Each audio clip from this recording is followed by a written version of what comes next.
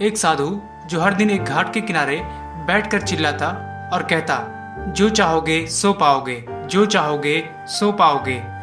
उस रास्ते से जितने भी लोग आते जाते उसकी बात पर कोई भी ध्यान नहीं देता और सारे लोग उसे पागल समझते।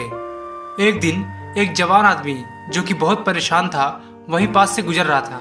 तभी उसने उस साधु की आवाज सुनी जो चिल्ला चिल्ला कर कह रहा था, जो चाहोगे सो पाओगे। और यह आवाज सुनते ही उसके पास चला गया। उसने साधु से पूछा कि महाराज, आप जो बोल रहे हो कि जो चाहोगे सो पाओगे, तो क्या आप मुझे वो दे सकते हो जो मैं चाहता हूँ? वह साधु उसकी बात को सुनकर बोला, हाँ बेटा, तुम जो कुछ भी चाहते हो मैं उसे जरूर दूंगा, बस तुम्हें मेरी बात माननी होगी। लेकिन पहले ये तो बताओ कि तुम आखिर चाहते क्या हो? वह व्यक्ति बोला कि मेरी एक ही ख्वाहिश है, मैं हीरों का बहुत बड़ा व्यापारी बनना चाहता हूँ। साधु ने बोला, कोई बात नहीं, मैं तुम्हें एक हीरा और एक मोती देता हूँ, उससे तुम जितने भी हीरे मोती बनाना चाहो बना पाओगे।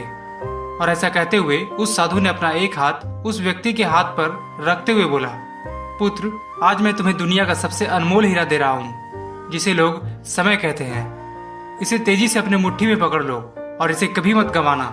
तुम इससे जितने चाहो उतने हीरे बना सकते हो।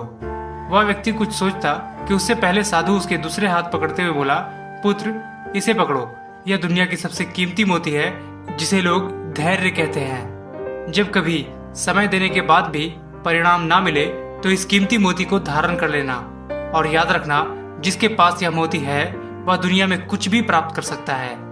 वह व्यक्ति उस साधु की बातों को ध्यान से सुना और निश्चय किया कि आज से वह कभी भी अपना समय बर्बाद नहीं करेगा और हमेशा धैर्य से काम लेगा।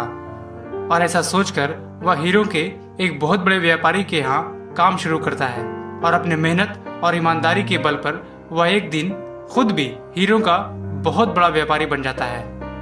दोस्तों, समय और धैर्य यह दो ऐसे हीरे मोती हैं जिनके बल पर हम बड़े से बड़ा लक्ष्य प्राप्त कर सकते हैं। अतः जरूरी है कि हम अपने कीमती समय को बर्बाद न करें और अपनी मंजिल तक पहुंचने के लिए धैर्य से काम लें।